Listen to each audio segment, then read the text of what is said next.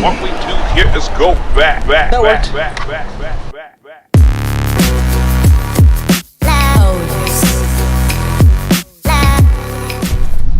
Hey, so today we're going to finally change the steering wheel. OEM leather steering wheel from the Prius 5. The original wheel, if I can focus, is this like hard plastic, rubbery plastic. These wheels, they're fine. This one's fine, actually. There's nothing wrong with this one. But I've seen on cars with over 150,000 miles, they start to deteriorate, peels, and it, like, you know, just kind of falls apart and crumbles like old rubber. And so I figured out when this came up on the forum, it's a beautiful leather wrapped steering wheel, and if you look at it and you feel it, it has a bit of a cushiness to it.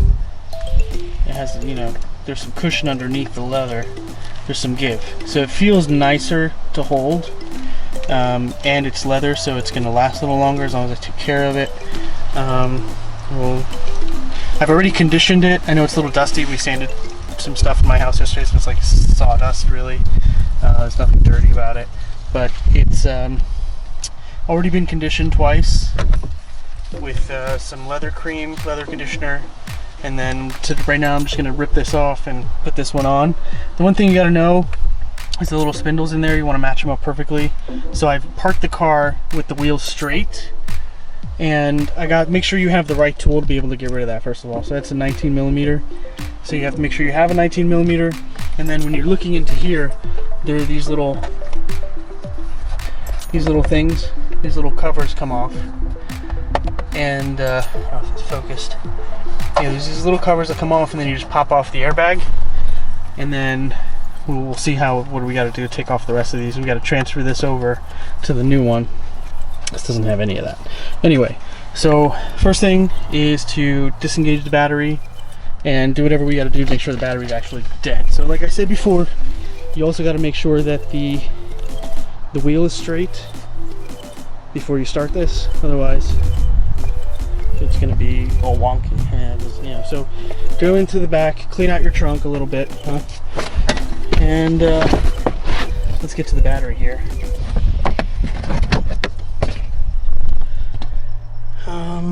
This is actually my first time removing the battery, 12 volt, so there's this thing here that comes off. Okay, so that makes more sense. And we'll be able to get a 10mm in there to pull out that negative cable. Stupid tape.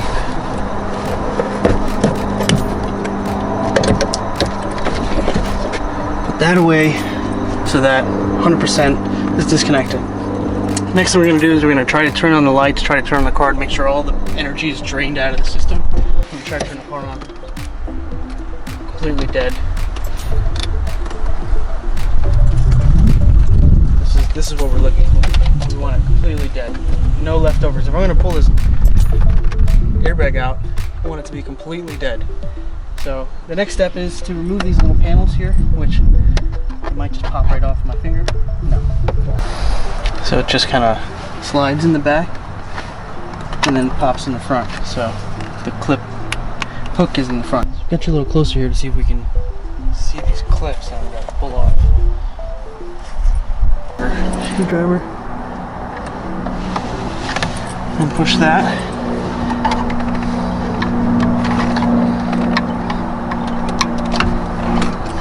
Push that. And now we just got to disconnect the two cables here. So apparently you just kind of stick it in here and just slowly turn, and it'll, yeah, it's starting to come right off there. So boom, 1, 2. And then we just got to disconnect this. That was where my problem was. I need that Boom. straight. So this one has just like a little button at the bottom. That's the ground wire. Pick on that and it'll lift right off the connector. So now the airbag is completely off. So you're going to see you're going to have all these different connectors. This one doesn't have any of these connectors. So it just has the one here, or this, which is right here. And then these other ones, we're going to have to replace them as we take this off. You got to take your 19mm, make sure it's going the right way, Put it on here.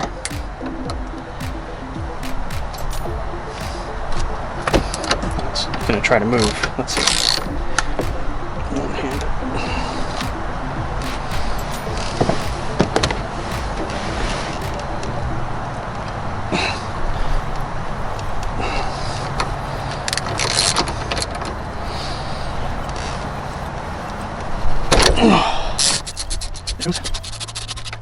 There's the nut. So now this should just come right off.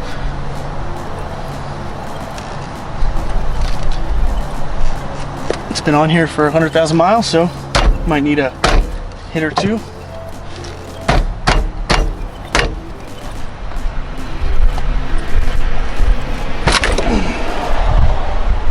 That worked.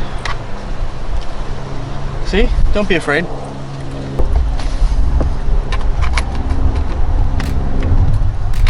Push these through.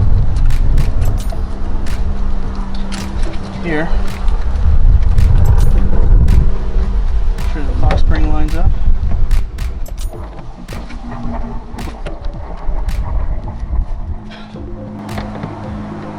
You gotta make sure. See? There's a reason why it's important to take it off straight.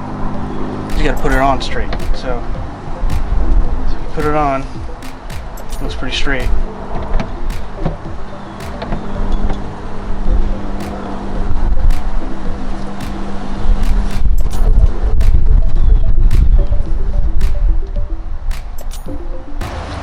So now, this goes here.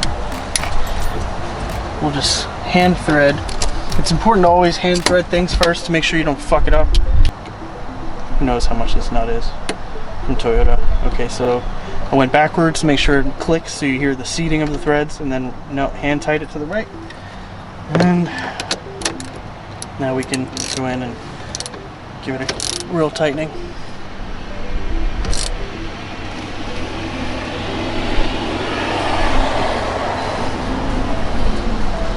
Okay, that's on there. Beautiful. Now these have these, I don't know if you can see that.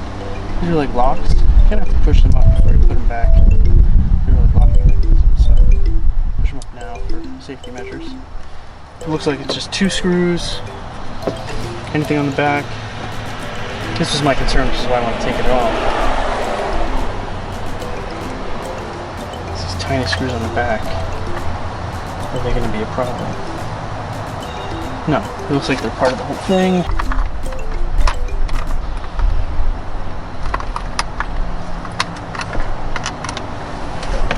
Okay, now the left side should just come right off. Now taking those 2 screws, it should come right off. Is there anything holding it back? Let's see.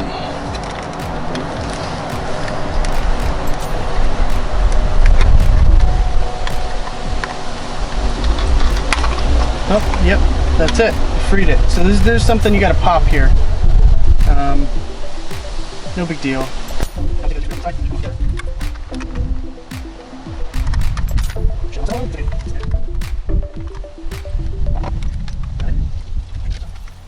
Off there, and boom, they're free.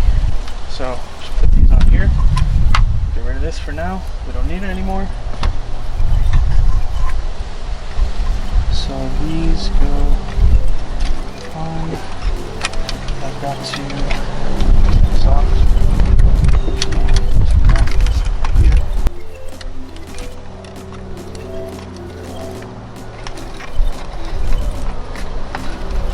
Make sure these little spikes line up properly. Change it? Yeah, it's recording.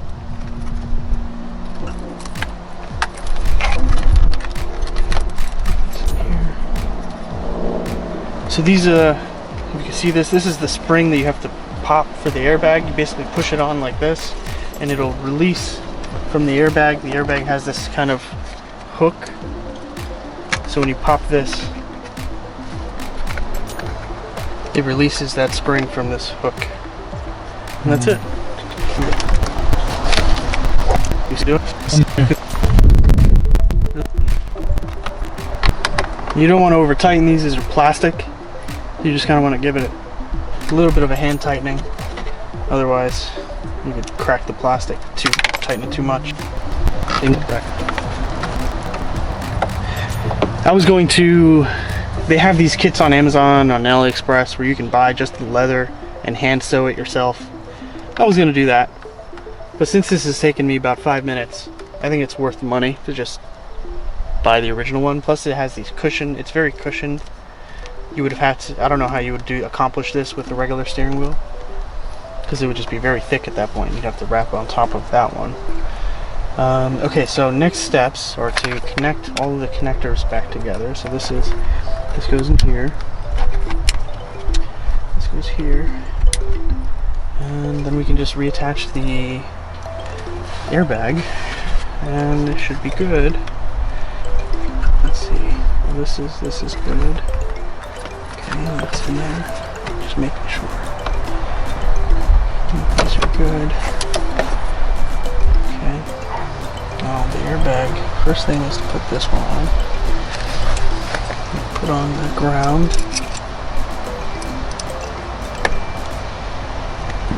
Okay, and then the black one. And the orange one. Now those are in there. And just put it back.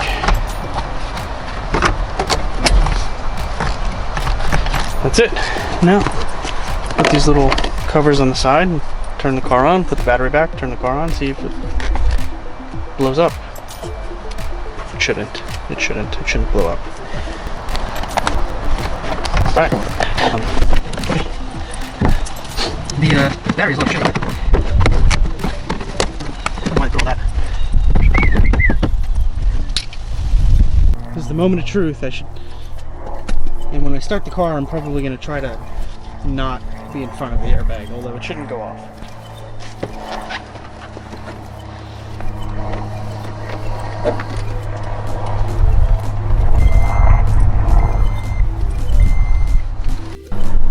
All good.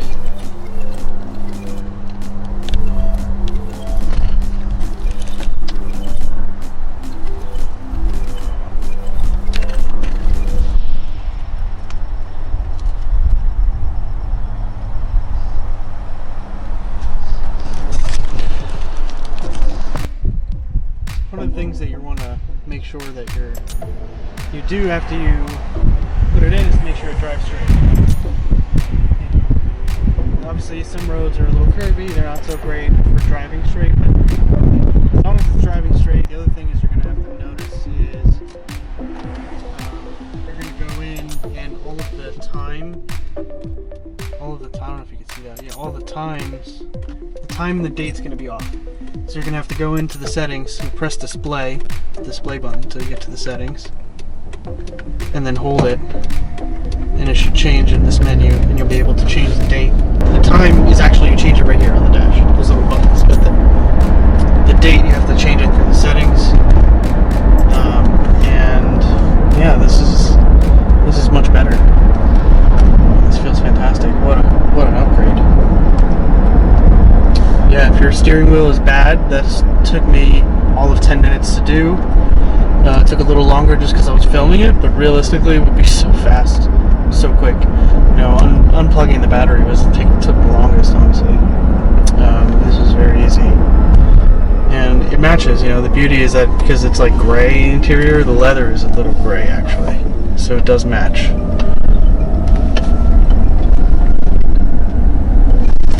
And I was hoping, I don't have any open strip of road in front of me, but just hoping to do a pull,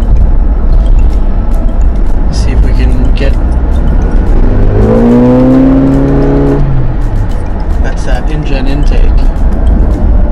It does pick up a little nicer than when it was a factory intake. Well, the factory intake had that carbon, had two filters, had the regular filter that needed to be changed. It was clogged, or seemed to be very dirty. And then it had this, what they call a carbon air filter, that is more for emissions, and it's more of a fine mesh filter, which essentially is probably very good, but also doesn't get changed because it's a permanent filter, and the only way to change it is by replacing the airbox, which is very expensive, and that's clogs up significantly over time, and then especially at 100,000 miles it was done. The second I put this new intake on, my mileage went from 42 to 45. Huge jump in efficiency with all this fresh air now, and so and a lot of power too, a lot more power, especially because there's not a lot of power to begin with. So when you do get a little bit of more power, you can really feel it. Now that I have the steering wheel installed, there's a couple takeaways. Make sure it drives straight. Take it for a ride around the block. Once you put it back together, make sure it drives straight. Like I said, be careful that first time you plug in, turn on the car. As long as you did everything right, this airbag shouldn't explode, but it's always good to be careful. The other thing that's important to remember to do is to update the date and time through the display settings. There's a display button, click through there until you get to the date and time, and that's it. That's all you really got to worry about once you put it back on. And check all the buttons, make sure all the buttons work, make sure everything was plugged in properly, so that the talk functions work, the display functions work, the temperature functions work, the audio works, the modes work. Make sure it all works, and then you're good. And the last time we fixed these headlights, we just polished them up a little bit. They still look fantastic. We got some polish on the hood left over, but we'll see what's next. I'll let you know.